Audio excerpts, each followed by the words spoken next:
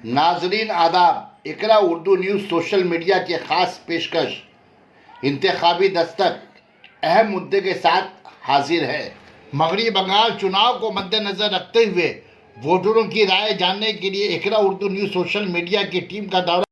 अब रहा मुसलमानों के लिए कौन सी पार्टी बेहतर हो सकती है और कौन सी पार्टी खराब हो सकती है उनके वजूद के लिए। तो ये बहुत खुली हुई बात है कि 2004 से पहले पूरे मुल्क के अंदर इतना तासुबाना माहौल नहीं था, इतना मुतनाज़ माहौल नहीं था जितना अब हो गया है।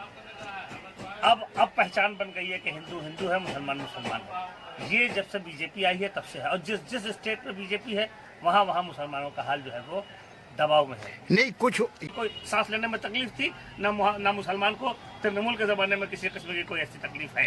अभी बीजेपी सरकार जो है, बीजेपी जो है वो मगरबी बंगाल में जो है अपना सिक्का जमाना चाहती है, हुकूमत बनाना चाहती है। यूपी में देखिए, यूपी में बीजेपी आ गई, मुसलमानों का क्या हाल हुआ है।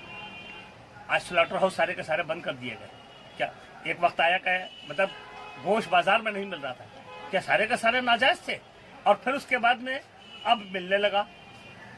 मुसलमान का ये जो जब एनआरसी लागू हुआ, यूपी में जितना मुसलमानों को जुल्म ढाया गया उतना कहीं नहीं ढाया गया। तो आपका कहने का मकसद है कि अगर बीजेपी अगर यहाँ पे हुकूमत बना लेती है तो यहाँ के मुसलमान भी हाल भी यूपी वाला हो जाएगा। जिस तरह से यूपी में मुसलमानों के पास सेहत तंग हो गया है, जिस तरह से गुजरात यानी कि फिरका परस्त ताकत को रोकने के लिए सेकुलर पार्टी ममता ही कारआमद साबित होती है। जिस इलाके में जो पार्टियां मजबूत हों बीजेपी के खिलाफ, मैं समझता हूं मुसलमानों को उन्हीं को मजबूत करने में दानिशमंदी है। जैसे यूपी में समाजवादी पार्टी या बहुजन समाज पार्टी का दौर था। अगर नहीं, अभी बंगाल की बात कर रहा हूँ मैं एक मिसाल दे रहा हूँ कि जैसे वहाँ अगर मुसलमान उसको सपोर्ट कर रहे थे तो वो ज्यादा बेहतर था, वही पार्टियां आती तो उनके लिए, मुसलमानों के लिए ज्यादा बेहतर थी।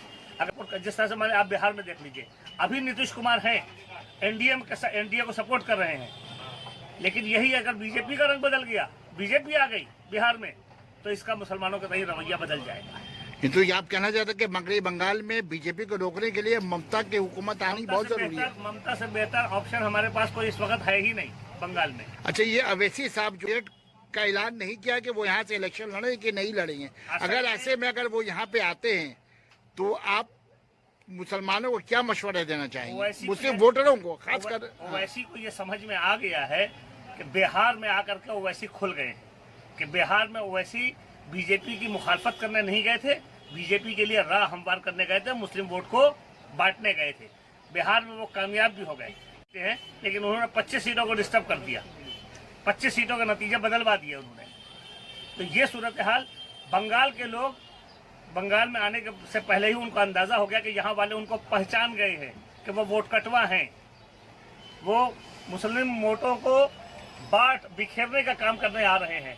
और आप हमारी तरह से जितने लोगों से सर्वे लीजिएगा, मैं समझता हूँ 90% लोगों के जबान पर यही होगा कि बीजेपी ओवैसी मुसलमानों के हमदर्द नहीं, मुसलमानों के में बीजेपी के लिए सेंध लगाने आ रहे हैं। अच्छा, फुरफुरा शरीफ के पीरजादा जो है अब्बास सिद्दीकी, वो भी अपना पार्टी ये कहकर गठन किए हैं कि ममता के हुक्म से मुसलमानों को नजरअंदाज किया गया है। ओवैसी ने जो पैसा खाया है, यहाँ उन्होंने अब्बास सिद्दीकी को भी कुछ खिला दिया है। ठीक है, तुम लो और हमारी जैसी बात करो। ये अब्बास सिद्दीकी जो है वो बंगाल का ओवैसी है।